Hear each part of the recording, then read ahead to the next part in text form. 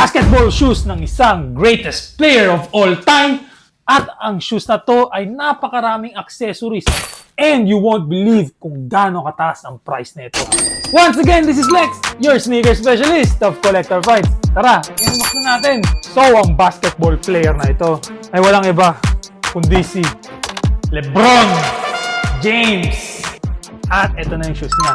Sabi, ito na naman. Napakalaking shoe case. Pero mas mabilis siya buksan. So, yeah, transparent. The accessories na sinasabi ko is here. The booklet. So, kung marami kang time, pwede mo naman basahin yan. And, meron siyang kasamang parang charm pendant. So, this is the Miami Twice colorway. Kaya, I believe is something with the trophy or nakuha niyang championships nung nasa Miami pa siya. Let's go over with the pair. The shoes of the greatest basketball player of all time, LeBron James. Do you agree? Double tap the screen if you agree. Here it is, the Miami Twice colorway. Tara, focus natin yun sa pair.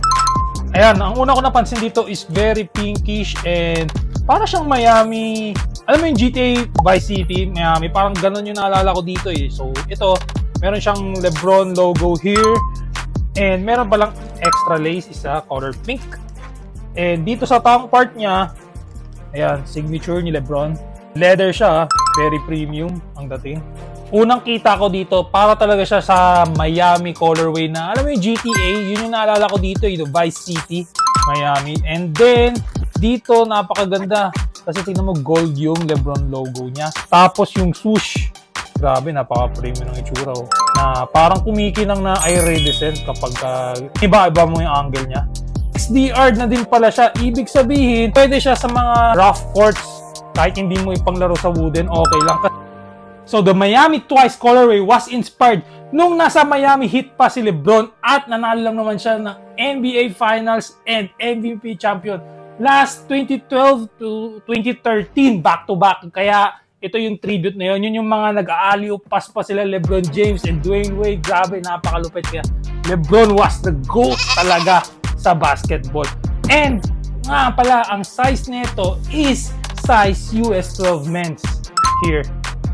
This was sold for $23,895. Ganun na siya kataas. Yes, kasi napaka-limited pagdating sa size 12 or bigger sizes. Hindi to first time na nag-unbox kami ng LeBron. Actually, meron kaming mga previous colorways na makikita mo sa profile namin, which are the 40K Uncharted Gold, the Chosen One.